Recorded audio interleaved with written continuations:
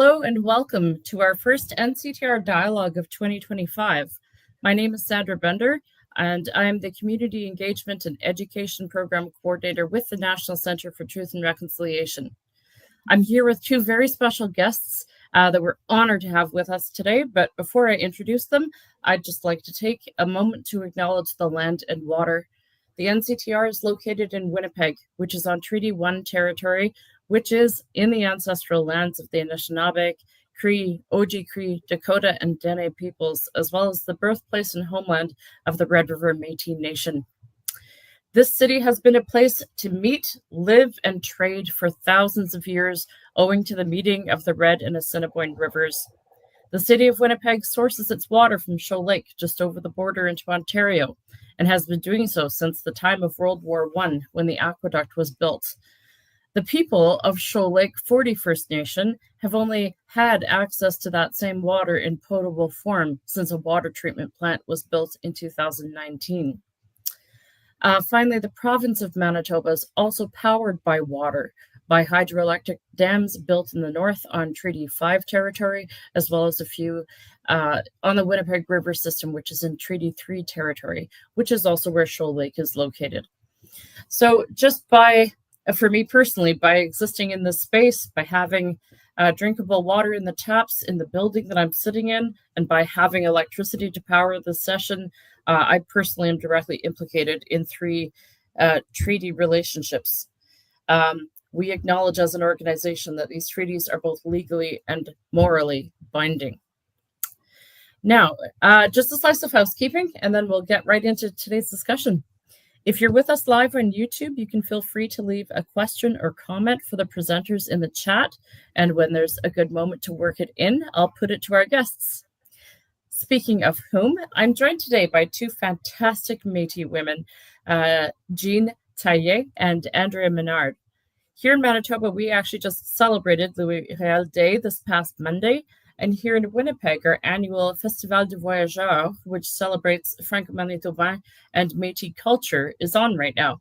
So it made a lot of sense for us to have this month's discussion be a spotlight on Métis identity. So I'm going to turn it over to our guests to speak more about themselves.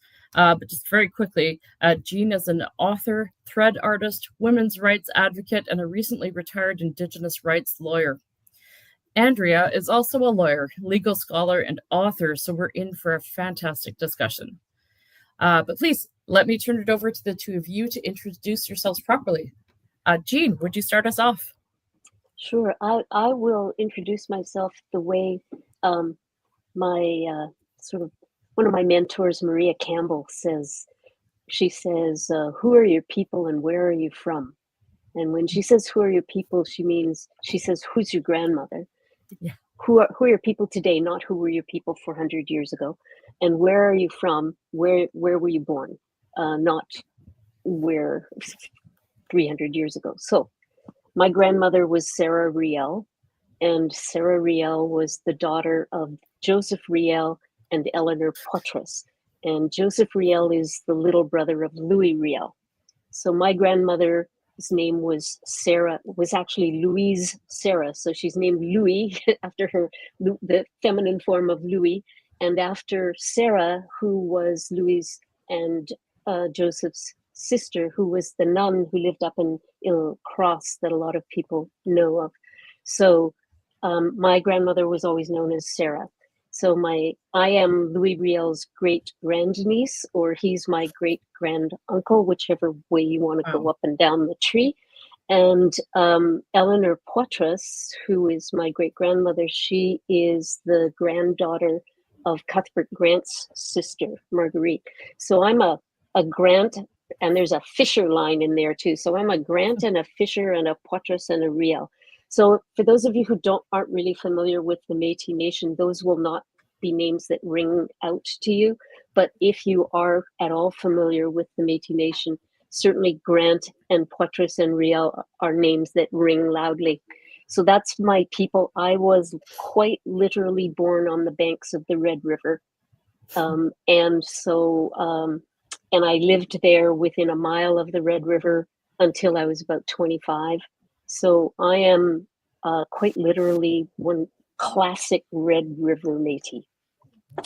So that's who I am, and that's who my people, my grandmother, my family, my people, my family. I live in Vancouver right now, but my family, my brothers, my cousins, and everybody are still, then there's dozens, if not hundreds of them, still living in Saint Vital, Saint Boniface, and Saint Norbert.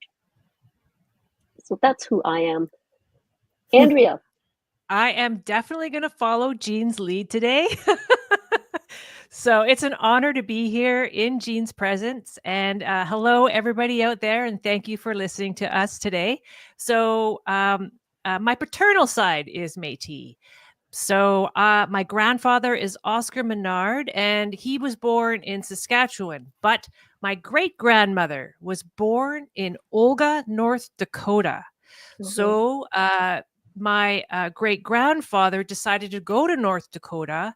When Canada became a country, things were, really turbulent. So lots of my ancestors did go over and be a part of the resistance. But Napoleon Bruneau, so my great-great-great-grandfather, he decided to go to Olga, North Dakota. That's where Lucy Bruneau was born. She was a twin with Helen. There's lots of twins in my Bruneau family. I'm also a Landry and Carriere. So the women in my family were Landry and Carriere. So after Napoleon Bruneau went down to Olga, North Dakota from the Red River, they moved over to Watson, Saskatchewan to farm. So I was born in Dawson Creek, British Columbia. So in Treaty 8 territory, because my family, my white mom and my Métis dad, they were both born in Hudson Bay, Saskatchewan, and they moved over to BC for jobs. So that I was born in BC and I was raised in Prince George, BC. That's Lheidli-T'enneh region, unceded territories of the Lheidli-T'enneh. And I miss the pine trees and the spruce trees because right now I'm on Treaty 6, back to my homeland, back on the prairies, just outside of Edmonton in Camrose, Alberta. That's about me. Amazing. It's lovely to know who you both are in the sense of your relations. Would you both like to speak to some of your lengthy lists of professional accomplishments? Because there are a lot of those, and I can talk about them for you, but please. I'm going to be brief. I started out in the arts world, and I'm back in it again. I've actually never really left it, but I started out as a professional dancer. I danced with Toronto Dance Theatre, and I was a visual artist.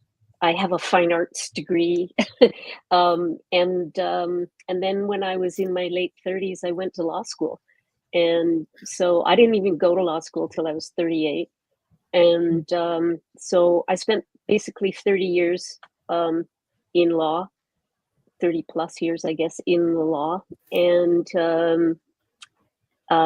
did a lot. I did almost entirely Indigenous rights. I'm best known for the Pauli case, but I also was on a lot of First Nation litigation, and I was also a treaty negotiator for 30 years. So I worked on the tail end of the Yukon agreements. I worked on the Clichon agreement in the Northwest Territories. Worked on for 14 years. I was the chief negotiator for the Stalo Treaty in southern BC. So I also had a sort of a practice that went along with that, which was primarily women's rights issues. So one of the honors of my lifetime is that I was made an honorary lifetime midwife, because I worked to negotiate the midwives in Ontario and BC into the regulated health professions and was their lawyer for decades. So I worked a long time with midwives trying to fight for women's reproductive rights, which has been a big battle for my whole life. And also for women's rights. And so the last case I argued at the Supreme Court of Canada was Cindy Gladue on behalf of the women in the Métis Nation. So that's sort of been my legal professional life as an artist. Primarily, I'm a thread artist, as you can see here. Mhm. And I'm working in tapestry mostly right now. And the project I'm working on right now, I did write a book back which was published in 2019. The Northwest is Our Mother. I'm trying to pull out a copy of it right now. Here we go. If you can see that, that I wrote, which is the history of the Métis Nation. And so what I'm doing right now in my artwork is I am translating my book into a series of very large tapestries. So each piece is going to be about 35 inches wide by about, or high by about 55 inches long. And I'm sort of trying to do a pictorial story of the Métis Nation. So if I'm going to just move you can see that's part of one back there. That's part of it. That's Wow. about a chunk. So that's what I'm doing right now with my life. I retired as a lawyer on January 1st, 2024. I'm still doing a lot of talking, teaching, public speaking. But I've decided that I don't want to be a lawyer anymore. So I'm happy to talk about it, but I don't get to give legal advice anymore. So I'm back in my art world, and so pass it on to Andrea. She can tell you about her lovely accomplishments in life. So, like Jean, I used to be a dancer as well. And so I really love dance and I love visual art as well. But of course, going to law school, it really bashes the art right out of me. But I am creative in my legal career. I went to school, law school, a little bit later, but not as late as Jean. So I went in my later 20s, 28. So I graduated when I was 31, articled in the Cariboo region of British Columbia. Then I started to be part of the Williams Lake Indian Band, as it was called then. So that's a and I was doing treaty negotiations for them, and it was part of the BC Treaty Commission process. So I met Secwepemc people, and I also met Silcotin people. I love the region. I loved working there for the Williams Lake Indian Band. I moved over to the prairies in Edmonton and worked under Dr. Val Napoleon. And that's when I really started to get into Indigenous law. So I was at the Faculty of Law, University of Alberta, and I was a director of Indigenous academic services there. So that's when I worked under Val, and I really started getting into what is Indigenous law? What does it mean to be Métis? What is Métis law? What does it mean for Métis people? So that was phenomenal. Then I went and worked for the government of Alberta and the government of BC in natural resource management. So I was consulting with First Nations on the Site C Dam.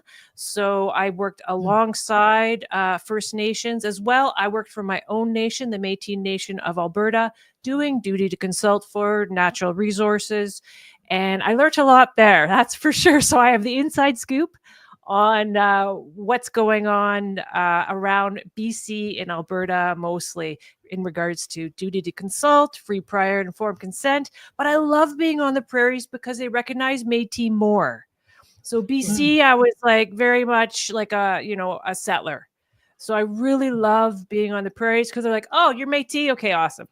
So that's one difference that even though it's really cold here for a really long time, I enjoyed it. Now I'm working at the University of Alberta, and I teach professors how to indigenize and decolonize.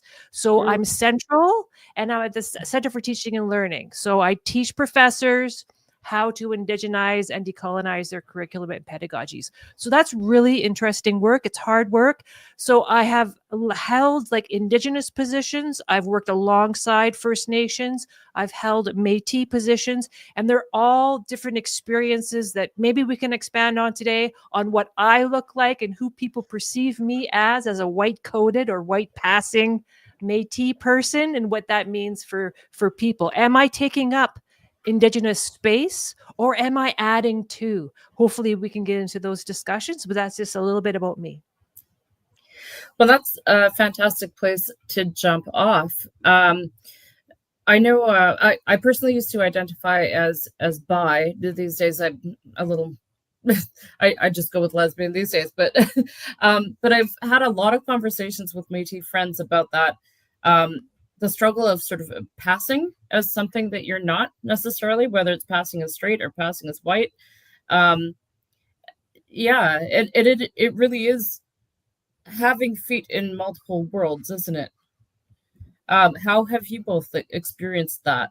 I know, Jean, we were just talking before this about your French name and its meaning and your connections to that side of your family. And Andrea, I know you've written a book about allyship, haven't you?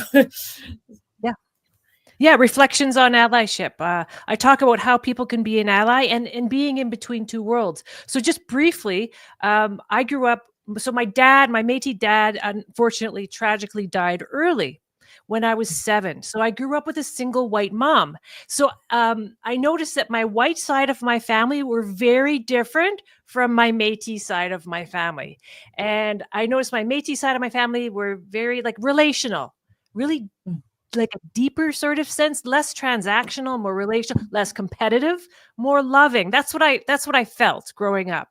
And I noticed that there was gaps in the systems that I was in. They weren't honoring any sort of identity that I loved as part of my Métis family. So I'm in this I love doing Métis work because it reminds me of my father. So that's part of the reason why I'm always involved with furthering the Métis cause, no matter where it's at or what we're doing, is because I think of my father's side of the family, and I want to honor my father, I want to feel closer to my father since he died when I was young, and this is part of my journey as well. So that's sort of why I'm into it. So, Jean. I guess I grew up in a very different atmosphere, and I think I was raised to be intensely proud of being Métis and being a Riel in particular, and I think it was a little bit reaction from my dad's generation, who got a lot of prejudice, and my grandmother's generation. So there was a lot of prejudice in the southern Manitoba area for sure about the Métis, because there was this backlash about the Riel resistance of 1870 and the Riel resistance of 1885. And, considering that my grandmother was born, I think, in 1910, actually, I think maybe she was born before that. I think she was born before that. Sorry, I think she got married in 1910. So she's born shortly after. So the tensions are all very real. And I think because we were Riels, it's a little bit like having a brand of traitor on your forehead. And so we were not allowed to hide, right? So my family there's no way that they were going to disappear into the woodwork or become Francophone because of being Riels. So I think they went the other way and went, well, up yours. Yeah. We're Riels, like that, and decided that was the way they were going to deal with it. And I was raised that way, raised to be basically, you want to call me something, like bring it on, kind of that kind of. It was very much a deliberate pride instilled in us that we didn't even think. I didn't even occur to me to deny that we were Riels. So we, my brothers and I, we always laugh and say, we had a bunch of Riel papers at home, and we took them to show and tell in grade 4, So now my brother John said he was going to Scotch tape them on the wall or something at one point, and these teachers said, I don't think you should put Scotch tape on those paper. I mean, we knew they were important, but we had no sense of preserving the documents because we're 10 years old, right? But we knew that this was important. And the first time I got kicked out of school, was in grade 5, and it was because my teacher said that Riel was a madman, and I told her to I was a mouthy little kid, so I'm sure whatever I don't know exactly what I said, but I think it was not very nice. And I got kicked out of school for that because I was so, I had this history. My family was very political. So my dad's one of I think there were 13 brothers and sisters, and we were very close on that side. So my mother's not Métis. This is my dad's side, but my dad's side is a big, large family, and they were loud, and we all lived fairly close to each other. And like I said, St. Boniface, St. Vital, St. Norbert, and we were together all the time. And I had dozens and dozens of cousins. There's no problem putting together a baseball team at any drop of a hat. And we hung out together, whereas my mom had one sister, and they were this quiet little family. So we were just absorbed into this big, loud, large family that is what I grew up in. And so my family, like I said, they were very political, and they argued politics all the time. So we would go to these Métis picnics in St. Vital Park, and they would be arguing politics. Now, it took me years to realize that it wasn't always Métis politics, because everything always circled back to Riel. Always. This is what Riel said, or this is what Riel stood for. This is what we should be doing.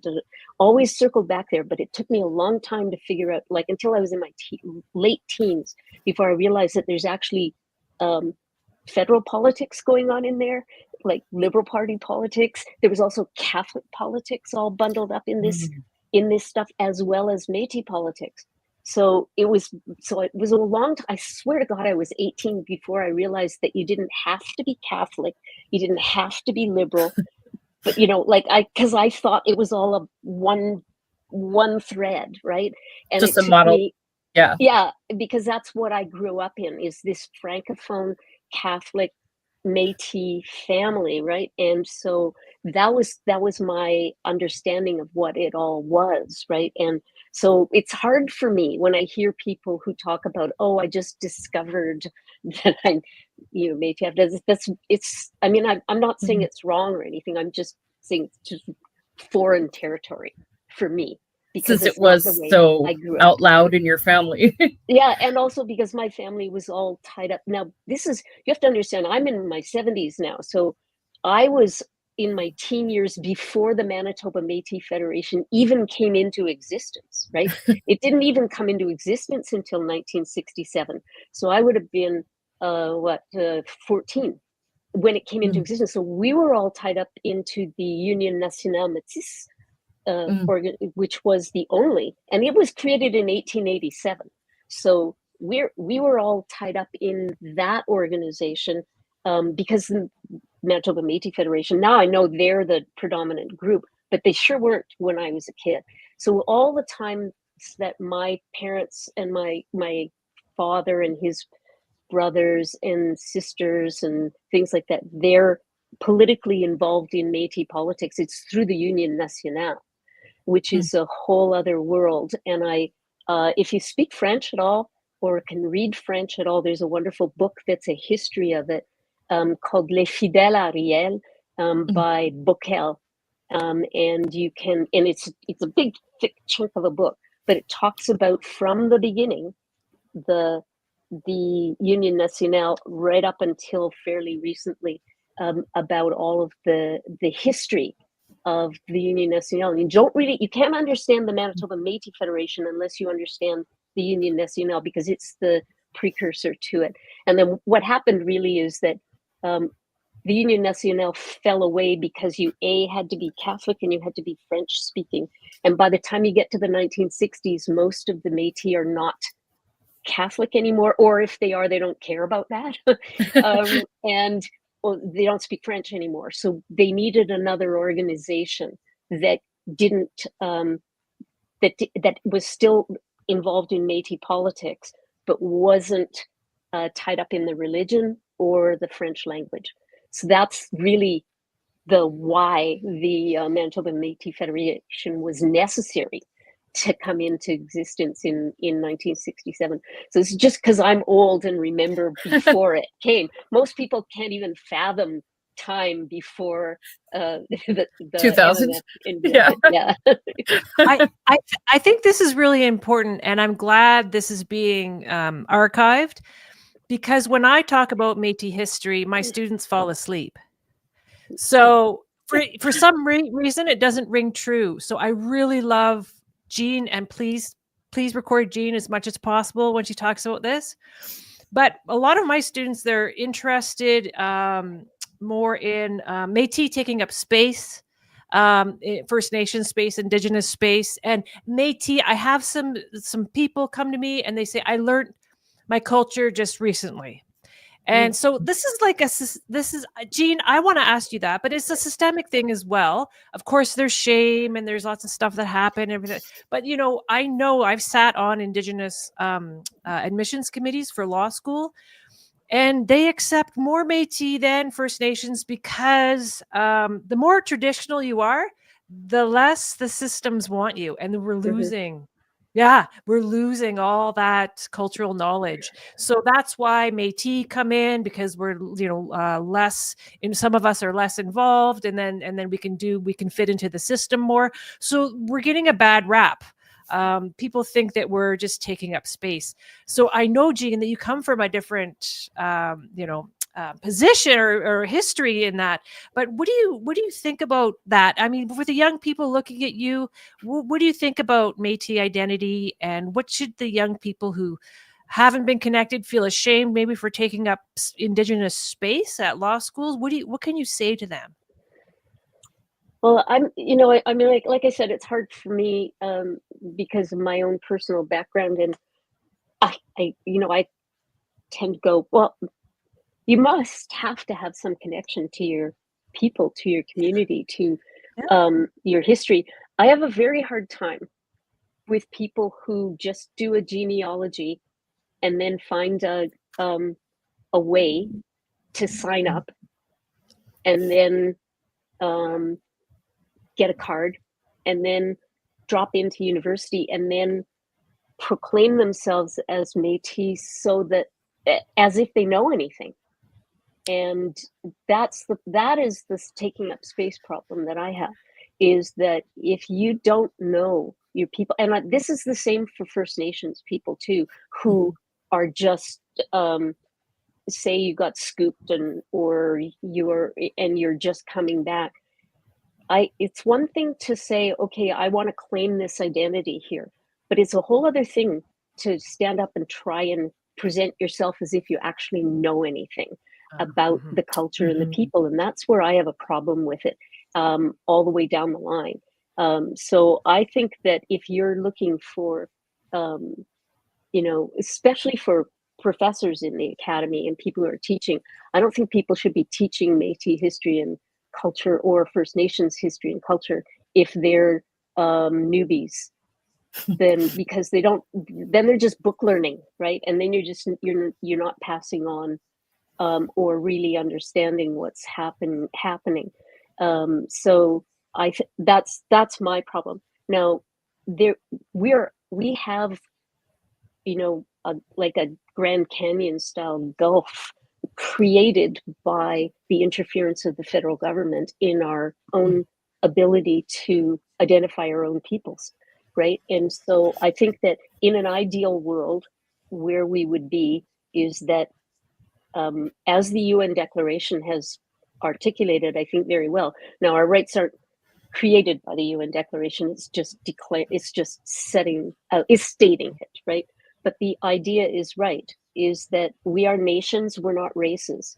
So that's the problem with what Canada has always dealt with Indigenous people, as if we're a race, meaning that it's only about genealogy, it's only about that racial tie. And the reason, and they had very good reason for doing that.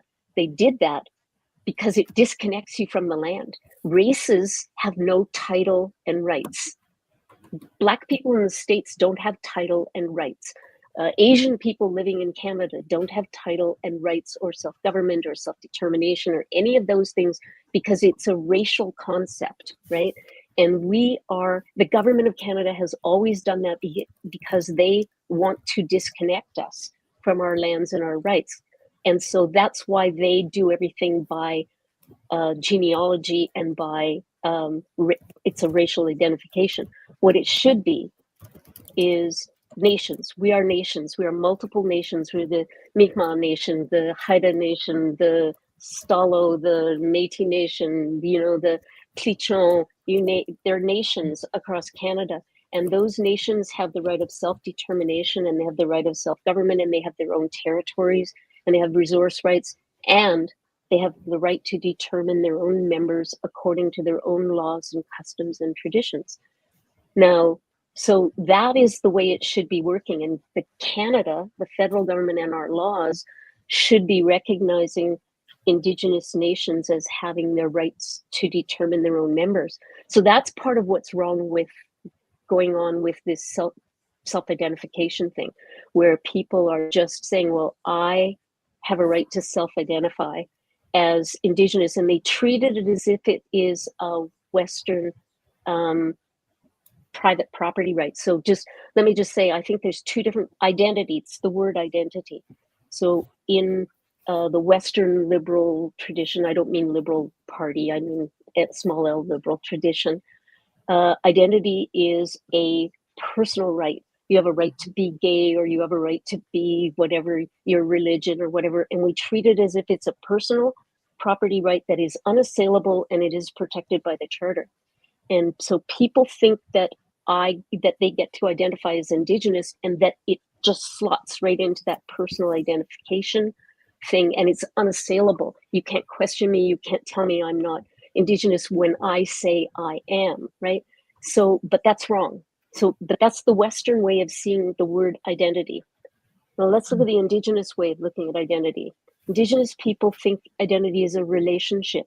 It's a relationship with your family, with your people, with the land. That's the term, all my relations, right? It's a relationship. Well, a relationship means there's two sides to it. Self-identification is important because you don't have to, okay?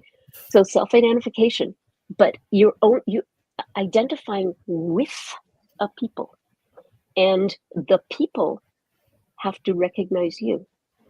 There has to be a reciprocal back and forth here, because if you stand up and you say you're Cree, and the Cree Nation says, no, you're not. No. So we just saw this in Winnipeg with the minister, right, who said he was Métis, and the Manitoba Métis Federation stood up and said, no, you're not. We checked, you are not. Right? So to me, that's the end of the story, right? He doesn't get to say he's Métis if they specifically stand up and say, no, you're not. You're not one of us. So anyway, that's the ideal, is that there's this reciprocal recognition. But of course, the federal government's been interrupting and intervening in this for centuries.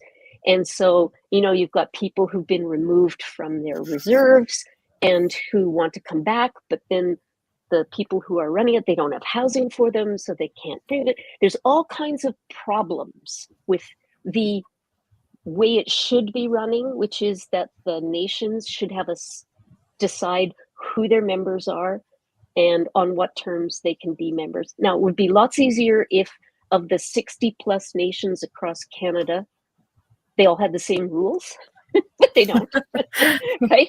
So everybody's got different, well, they're not all different. There's lots of similarities in there, but some of them have really different ideas about what goes on. And adoption is one of the things that doesn't fit. So the Métis Nation does not allow adoption. We don't, and I know this because I was the one who drafted the definition. I was the one who had the pen on when we were drafting the definition in the early 2000s. And we went to all these hundreds of meetings with people who argued back and forth. And I wrote in, because I thought, if you have a child and you adopt a baby, and you raise that child as Métis, then that child should be, that's what I thought. I got shouted down. What? No, that got ripped out of the thing because no one agreed with me. Right? So, and hey, I was just the lawyer on writing it down, right? And it was a great agreement that we, like I said, we went to hundreds of meetings to come up with that definition. Thousands of people had a say in that. It went on for a couple of years anyway, where we went around trying to come up with the definition, because we didn't want the Supreme Court of Canada to define us in Pauli. So we came up with the definition beforehand. So, but that's good. It was a really good people, grassroots people discussion, debate thing. But it just shows you, because lots of First Nations adoption's fine with them. The Inuit adoption's totally fine with them. So it's not the same across the country. It's just not the same how this all works. So there's an ideal way of how we can think about identity. And then there's the realpolitik problems that are in there. But myself, I think we should try to work with this nation idea, with the idea that it's a because we should be working with the Indigenous way of thinking of identity, not with the way Western Canadians, or not Western Canadians, but Western world or Canadians think about identity. Indigenous people think it's a relationship. If it's a relationship, we should honor that. We should be working with that idea. And yes, there are going to be people who have issues or problems. Okay, then let's deal with them. But as a lawyer, Andrea knows, you don't form your law or policy on one-offs. You do it for the large bundle, and then you do the exceptions to try and deal with, like, the scoop kids or whatever, right? But I think basically the idea should be this: everything should be about the nations. They have the right to determine their own people, and according to their laws and customs and traditions. And you have a right as an individual to belong to that nation, your nation, but according to its rules and customs and traditions.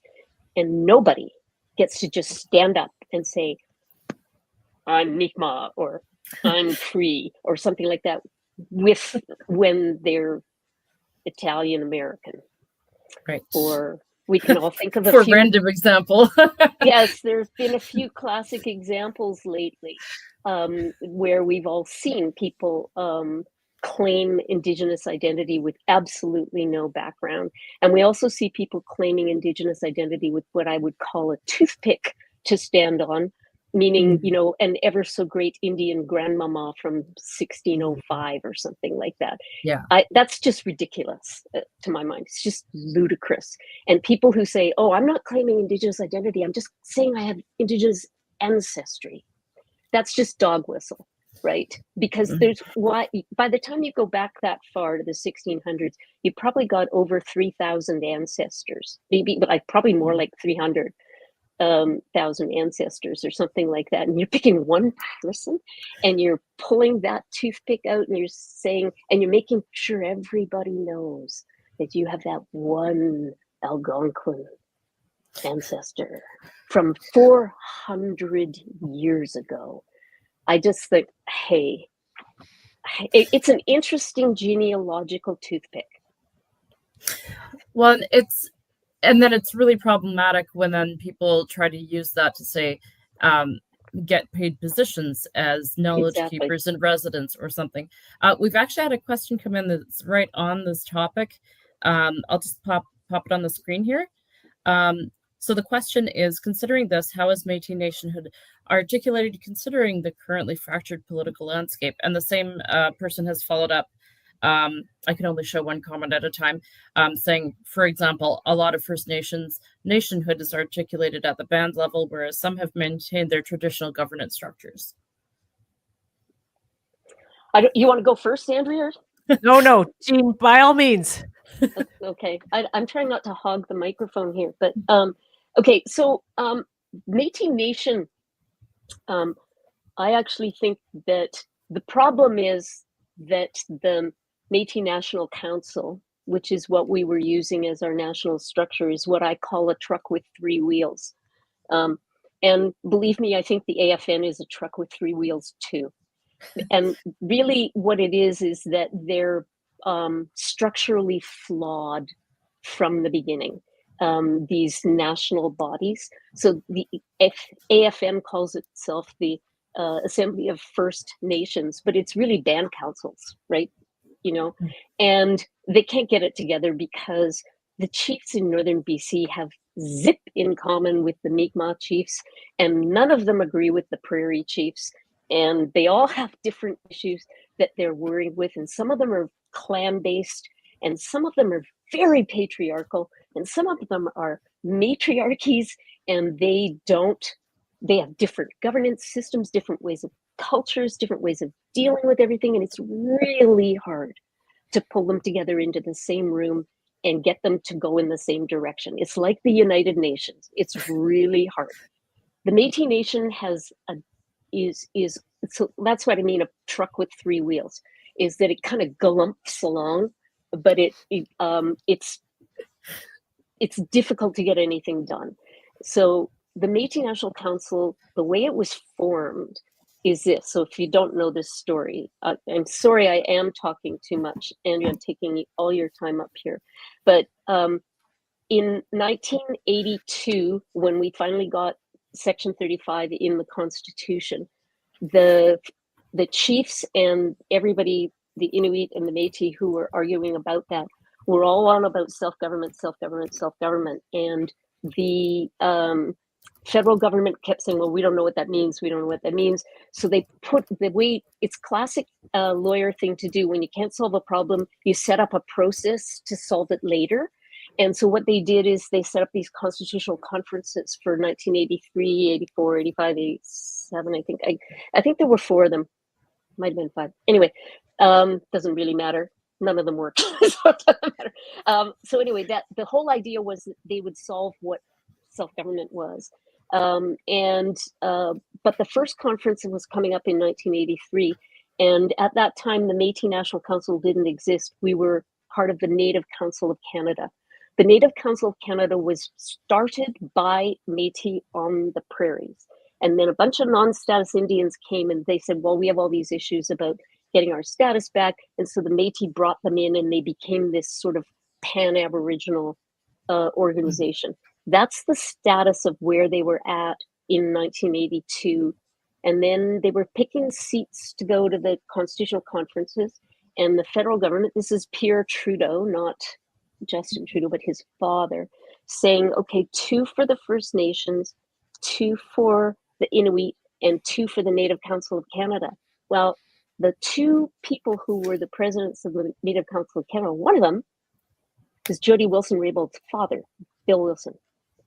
But basically, and I can't remember who the second guy was, but they were both non-status Indians. And so they were going to take the seats at the conference. And so the Métis are saying, hey, wait a minute here. You guys don't have constitutional issues. It's not a constitutional issue getting your status back under a statute. That's not a constitutional issue. You got issues, but it's not constitutional. And you're Indians, whether you got status or not, you're Indians, and you've already got 2 seats at the table from the AFN. We don't have any seats at the table. We should get those 2 seats. And Bill Wilson, and I really should look up who the other guy was, said no. And so the Métis stormed out of the meeting and basically went across the street and went to a lawyer and pulled down bylaws and created the Métis National Council. And then they called a big meeting in Edmonton and everybody came and they essentially created what is now the Métis National Council and the guts of it. Now, I personally don't think anything that's created that quickly and for almost negative reasons is got a good structural base. And so what it was at that time, it was the 3 prairie provinces. And so that's part of the problem there. And they set it on a provincial basis. Now the provincial boundaries are a problem because that's a colonial structure. It's not the way we are based. I mean, if I was doing it, I'd say, okay, we've got the Red River people, you've got people up in northwestern Saskatchewan and into Alberta. That's actually one group. Got another group in southern Saskatchewan. You've got a group around Edmonton. You've got and we could parse it out, but you've got these regional territories that are natural family-based Métis regions. That would be a coherent structure to create a Métis Nation national body on, not these provincial boundaries. The provincial boundaries are actually just stupid, illogical, and there's a reason why they don't work.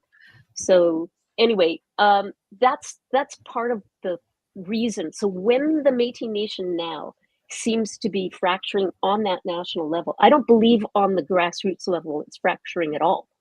There's nothing wrong with the people on the ground. The people on the ground are not fighting. The people on the ground are clear about who they are. We're not breaking up into nothingness. I think this is a necessary realignment that is going to require us to restructure in a more coherent way that will better reflect who we are and help us in the future. But meanwhile, there's a question: do we need a national body? Or does it just suck resources from the regions? These are all really good political questions, and there are political answers to them that can be solved. Lots of different political answers to them.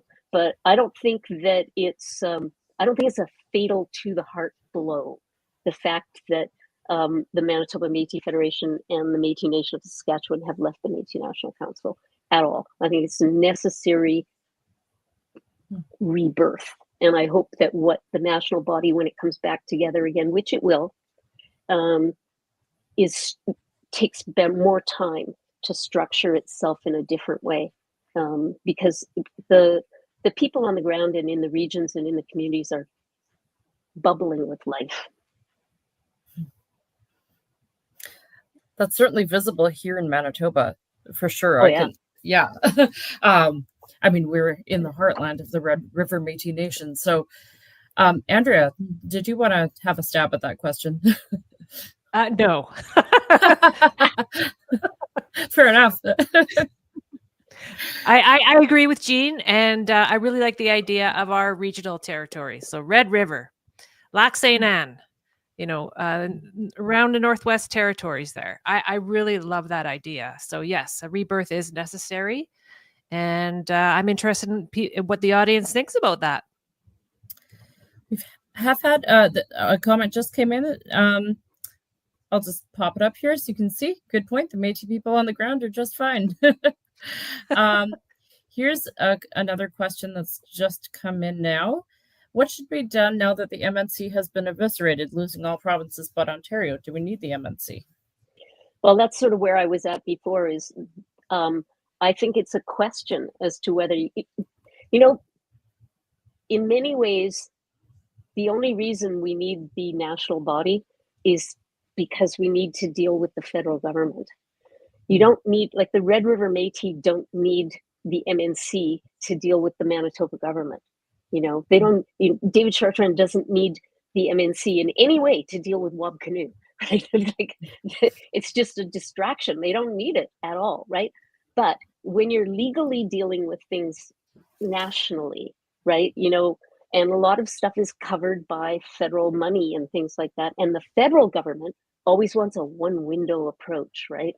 So again, it's interference in a lot of ways by the federal government. So do we need the MNC? Probably, technically not, because look, the last 3 years, it's really not been, 3 years longer than that it hasn't been functioning anyway. So it's pretty clear that we can get along without it, right? Mm-hmm. Would it be helpful to have a national body? I would say we will at some point get back into constitutional conferences and things like that. You're going to need a national body again at some points in time. And we have no idea what is going to come out of the chaos that the United States is creating in the whole world right now.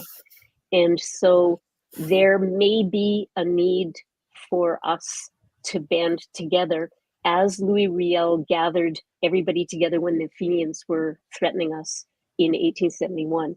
And even in the middle of the Reign of Terror, Louis Riel gathered everybody together to stand up and fight together. So I think we don't know what's coming in the future, and we may need, I would never say don't keep talking or don't keep connections with our brothers and sisters in Saskatchewan and Alberta, for sure. We need to keep our family relationships together and our connections together, but we do that anyway. So, I mean, everybody goes to Batoche. So, so yeah, I think that like I said, the people on the ground are okay, but I think we will need a national body at some point. I think the world's heading into a really, really chaotic period here, that such as, and I'm sure I'm the oldest one on this call. I don't think I haven't seen it in my life. We've been blessed with peace and stability, and I think those days are coming to an end. And so I think as Métis people, we really need to think about standing up with our backs together to deal with that. Well, that's Métis history right there, the Red River Resistance, right? Speaking, we have two brilliant lawyers with us. Andrea didn't even mention that she was named Lawyer of the Year or something in 2022. We've had a question come in asking about the Royal Proclamation of 1763. I'll just mention the same commenter, Victoria. You also mentioned the Red River Métis Treaty earlier on too. Could you two have a stab at this one? I'm going to let Andrea go because I've been talking too much. No, Jean, no. Please, Jean's the Titan. Please, I want Jean to speak. Go ahead, Jean. Oh. Well, the Royal Proclamation says it applies to nations, Indian nations. And I think it does apply. Now, it does specifically exclude Hudson's Bay Territory. So that's an interesting dilemma in it. But I think that what it isn't so much that whether the Royal Proclamation itself applies. The proclamation itself was a compendium of previous policies, which was that you can't take land without talking to the people. You have to have basically treaties. You have to recognize the nations that you're working with. You have to recognize their rights and title, all that. That was all previous policy, and the proclamation just kind of bundled it all in one place. So I think the question is less, does the proclamation apply, than do the equitable principles on which it was based, do those apply?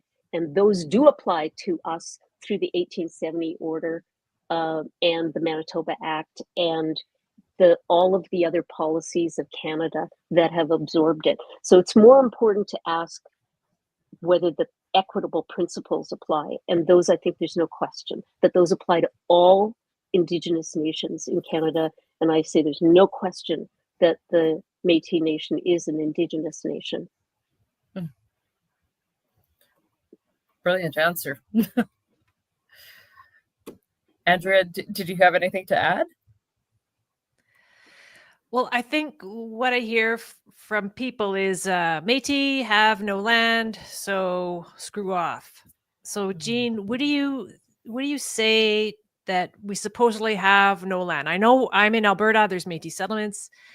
Of course, we have land, but what do you think, Jean, about that kind of Western? What's coming in, what the tension is all the time is that a lot of us are colonized. So a lot of us have these Eurocentric assumptions right away, bias, saying, hey, it's a capitalist, individualistic kind of system. You have no land, so screw off. You're fake Indigenous peoples. What do you say to that, Jean? Well, I think we do have land, and it's not just the settlements there. We have 1.4 million acres of land in Manitoba, and at some point or another, that was taken from us. So, and we're in that sense, we're no different from a lot of First Nations who have had the bulk of their land taken from them. So we've had 1.4 million acres taken from us, and we have a constitutional promise that we're supposed to get it back. So I think, I have hopes that we will at some point get it back. Maybe I'm too idealistic, but I also hope that one day the buffalo herds will run again. So I have big dreams for us, but I don't think that that's I've sat around too many treaty tables across Canada with First Nations who sit there and say, we're this nation and they took all our land, or they moved us off our land and we don't have our land anymore. So it's a bit two-faced to me to sit and look at us and say, oh, you don't have any land, so you're not that. Now, whether we are not First Nations. That's so clear. When I was writing my book, it's so clear that the Métis Nation is not First Nations, and we're not the settler people coming in. There was truly a making of a new people here, and we have a territory now. It's a very fairly clear territory now. The 90% of it is on the prairies. I think that's really clear that it's there. Yes, we wandered down to Louisiana. Some people did, but that doesn't mean anything. Other than one guy went down, or some people went down to Louisiana. We have a very clear territory that's largely on the prairies. Now, goes down into Montana and a bit into the States. I think your story of your family going down into North Dakota, and that's classic stuff. People were down in there all the time, and there's a whole migration of people coming back up in the early 1900s that I did a couple of court cases where at one in Turtle Mountain, right, where people came through, and I interviewed people who, they're long gone now because that was 25 years ago, but they're who talked about remembering coming back over the border. So we know that is the American border is false for the Métis Nation. We know that, the same as it is for the Sioux and for the Ojibwe and the Cree and the Blackfoot and everybody. That border is just sliced through an arbitrary line for us. But the way we're moving around and we have our territory and our land, I don't think that's a reason for, like, I think people who say that would be just as like, look at the Inuit, right? They're so different too, completely different from First Nations, right? So just the fact that we're different, we have a different way of dealing with things, and we have a different way of looking at our lands. These are all things that only point to the fact that we are Indigenous. Sorry, my cat's meowing. I heard that and I wondered whose screen that was coming from. Yeah, it's mine. I can see Andrea's wandering around in the background too. Well, that is a question. The whole concept of nationhood as it's understood in the Western world is really a pretty recent concept. It's really a product of the 19th century. The idea that you have to have a legally granted land base to exist as a nation.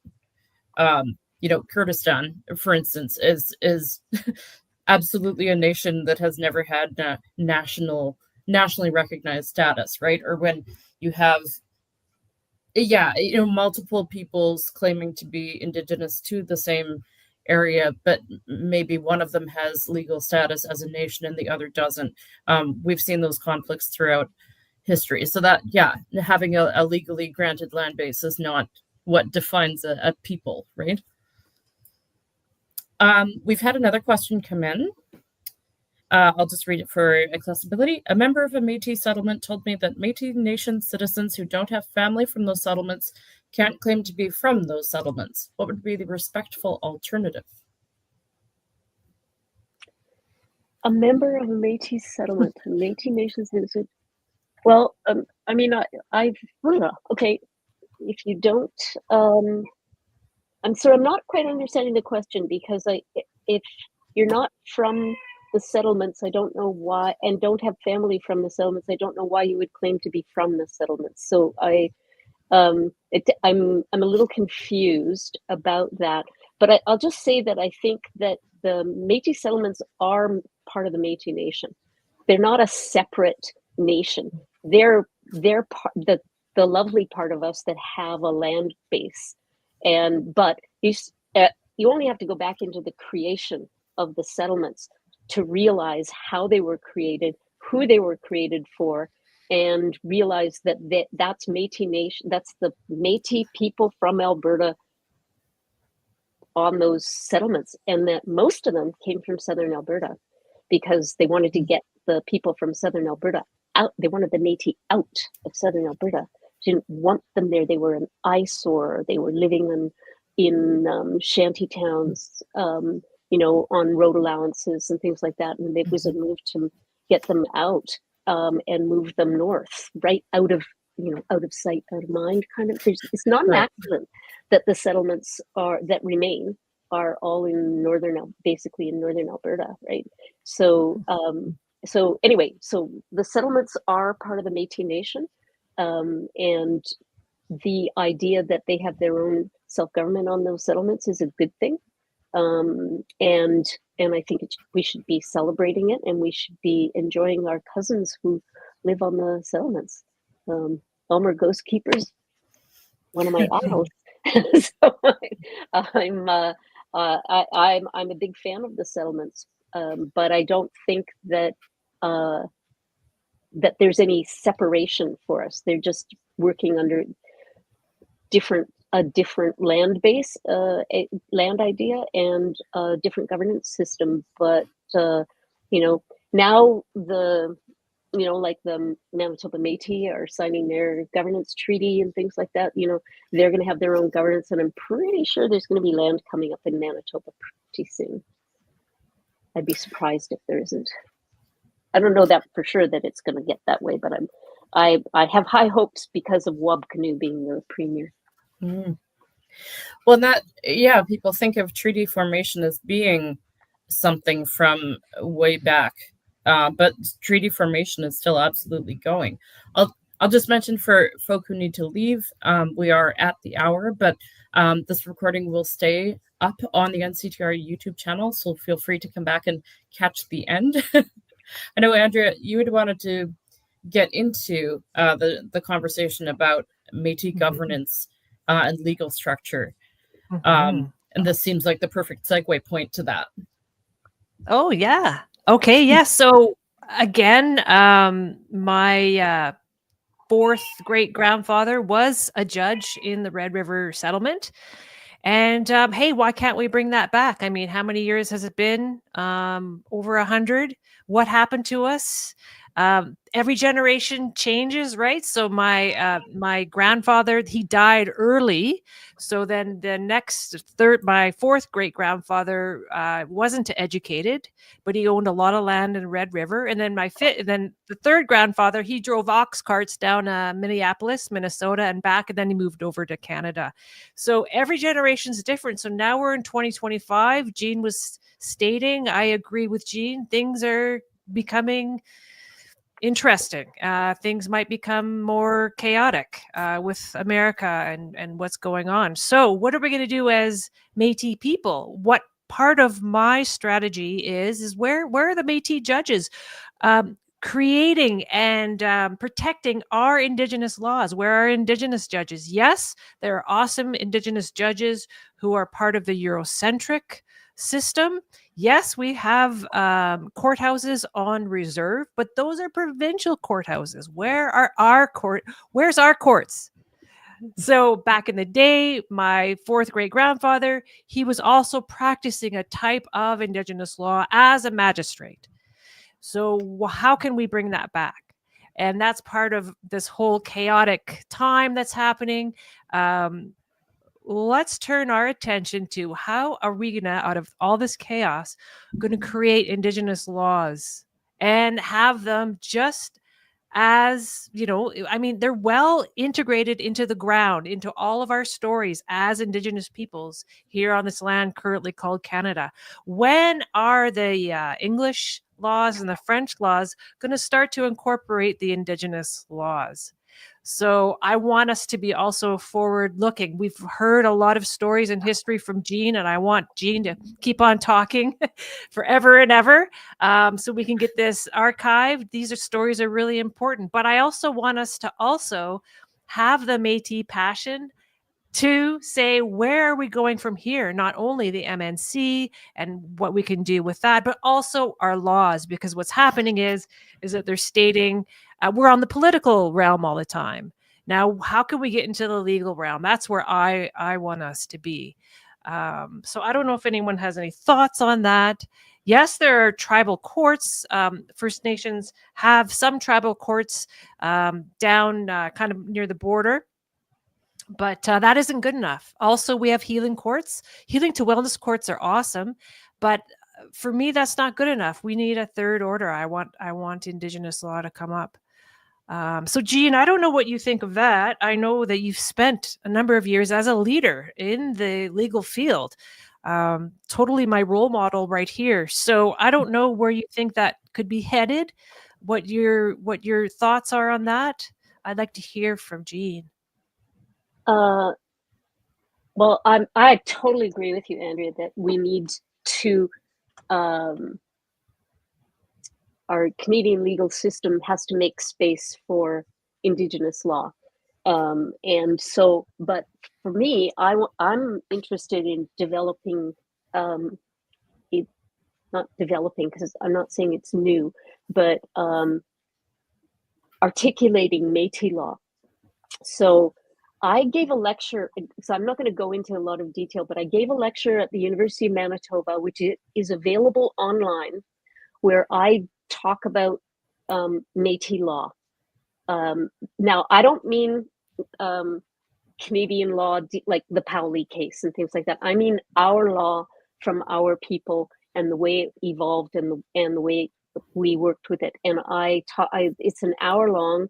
And I think if you just Google my last name and University of Manitoba, it'll pop up, and you can watch it.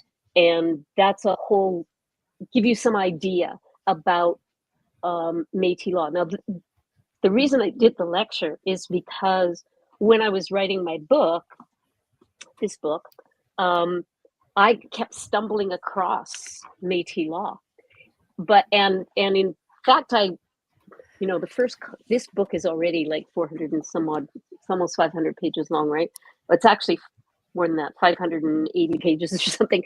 And the first version that I wrote was 1,600 pages, because this is a bigger story than this. This has just been cut because that's what the publisher would do. So I kept coming across legal stories and legal ideas, and it's me, the lawyer, going, whoa, that's actually Red River law. My God, Louis Riel, they actually passed a code of laws, the Red River Code. They passed it in an assembly. Look, you can just see how their governance is structured. There's another one where you can see how Cuthbert Grant dealt with the Sioux. It's like Métis international relations with another First Nation. You can see Métis structure coming out. And of course, everybody goes to the laws of the hunt, but that's just one example. There's lots and lots and lots of ways of looking at Métis law, and then us understanding it and starting to articulate it. And and Val Napoleon has been brilliant at talking about how you can see and understand law. And so I was looking at that. I found examples of precedent, relying on precedent. They'd be sitting there talking about what they were going to do in a big circle out on the prairies, big circle, and they're talking about how they're going to deal with a particularly difficult situation, and they come up with this idea, and somebody then stands up and says, yeah, we did that before. And so, yes, I agree with that. And I was going, oh, that's precedent. That's like they're relying on precedent. British common law, yeah. Exactly. It's a kind of common law. That's exactly what was going on. So there's lots of things out there that you can see where they talked about it. And then the trial that Louis Riel held of Thomas Scott is another classic example of Métis law at work.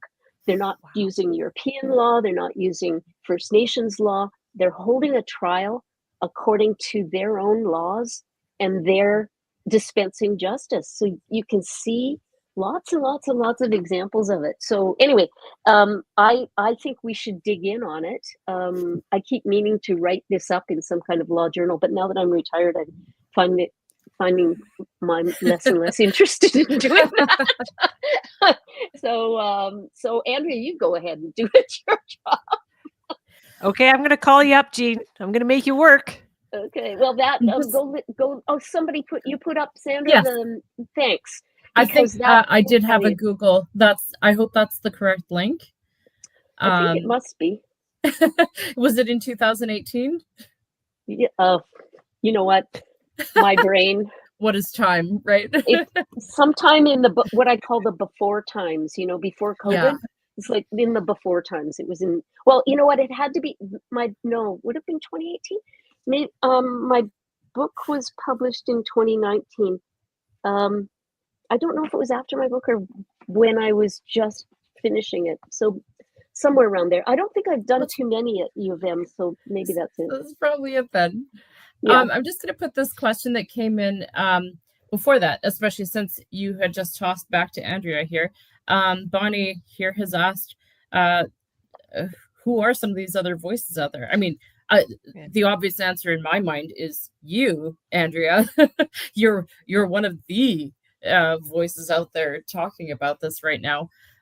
Who else could we point people to? Val in the JID program. So that's the Juris Indigenous Doctorate program. So Val teaches now a whole different 4-year program of Indigenous law. So Val, Hadley Friedland, and Corden Lightning Earl at Wakotoan Law and Governance Lodge at the University of Alberta. Wow, yeah, there's so many brilliant Indigenous scholars. Jean, do you have anyone that comes to mind? Well, I think there's, I don't know about writing about law. There's a lot of good Indigenous scholars like, Chris Anderson and Dr. Adam Gaudry come to mind, who are doing wonderful work. Brenda McDougall has been doing fabulous work. So there's a lot of people writing, but they're not necessarily writing about law, right? Right. Yeah, Adam Gaudry does talk about the buffalo hunt and the laws, our Métis laws. But this is a Bruneau book. And I have some precedents in here from my, 4th grade grandfather who decided on things in here. So there's just a wealth of information that I could talk about maybe I'll make a YouTube video.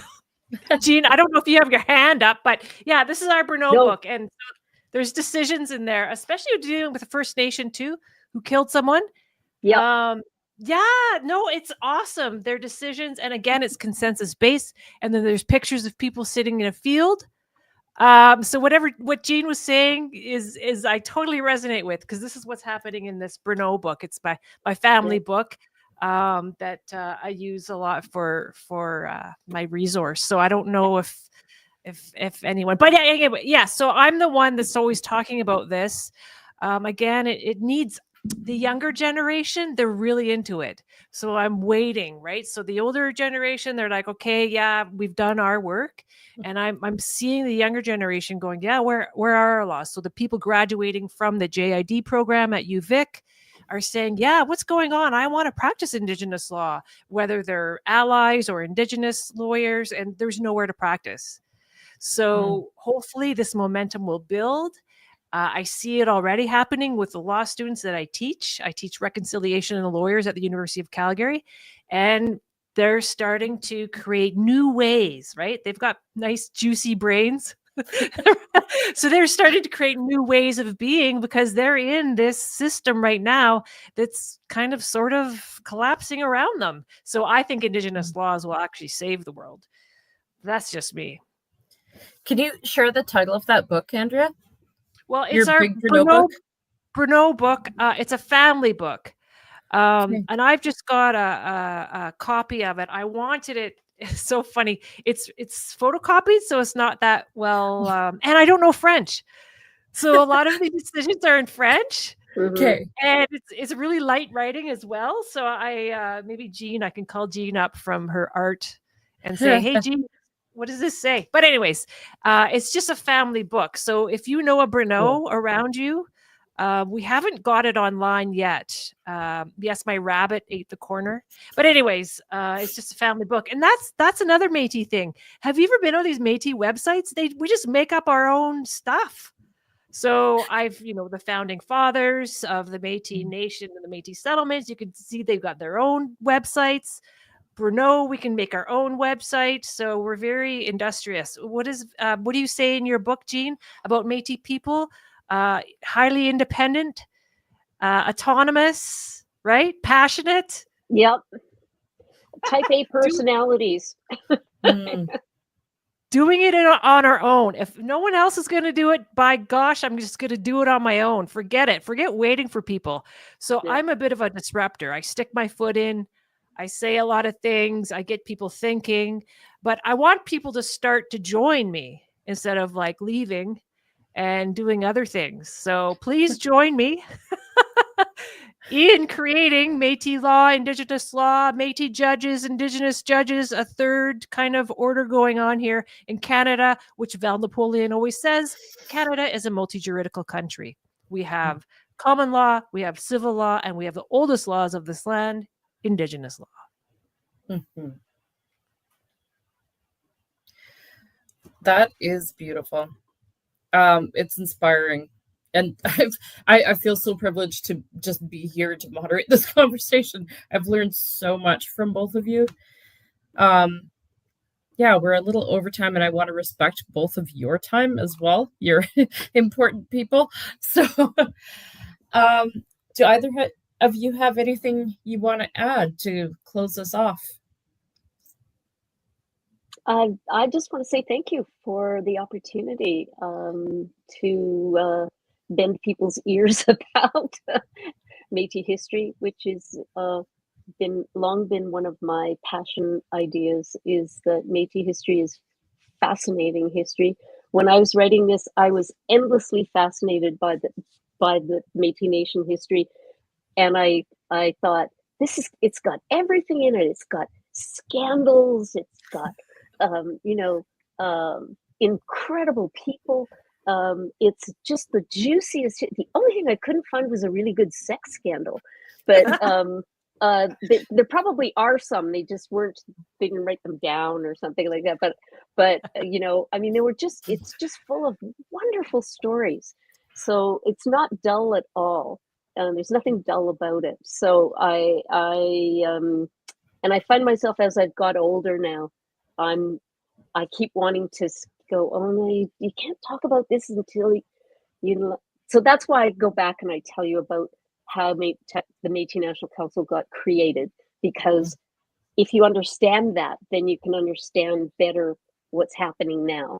And if I talk to you about the Manitoba Métis Federation being created, and then you can understand that A, it hasn't always been here, and B, that so I think those are all the things to my mind that are really, really interesting. And I also find myself as I've sort of become the voice of history now, as opposed to what I was doing before, which was trying to craft new law in Canada and trying to break new law. And now I'm not doing that anymore. I'm basically the one who stands and tries to remind people of how this all happened. So that, and I'm also just want to say that I love your line about juicy brains, Andrea, because I taught law at UBC as an adjunct professor for a couple of years, and constitutional law. And I was so impressed with the young Indigenous students who were there. They're so smart, and they're doing really good stuff.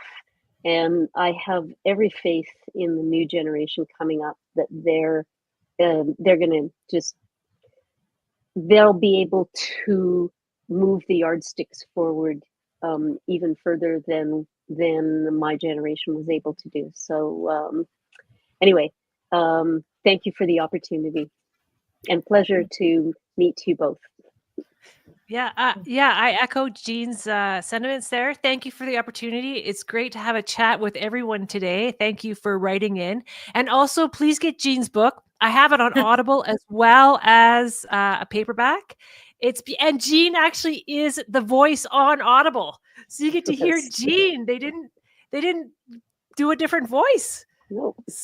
So you get to hear Jean talking to you all about the wonderful history of this nation that we're on today. And I think it's really important heading into our next years ahead to remember this. So Jean, I encourage you to keep on with the history storytelling part.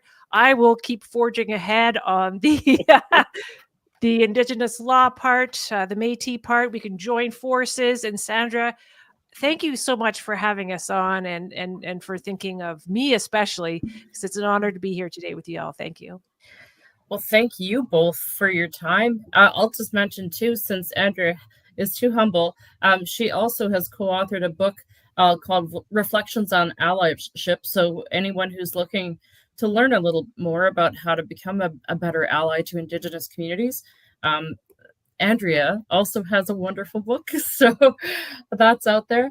Thank you both immensely for your time, for the sharing of your wisdom, some more knowledge about this history. Jean, you will have to find a way to let us know when those tapestries are ready, because I cannot wait to see them. I think I will start posting on Instagram images of them as I'm just about at the halfway mark of the first one, and so I'm going to start posting images, and then you can start watching me create them as I go. I genuinely cannot wait. You've both got many thanks coming in through the chat, and I'll just say to everyone who watched and participated, thank you for all of your active comments. This is, I think, the liveliest dialogue that I've had a chance to moderate so far. So you're hitting a lot of hearts and minds with what you've shared today. So thanks to you both so very much. Thank you. I'm going to stop the stream now, but you two stay for a moment. Bye, everyone.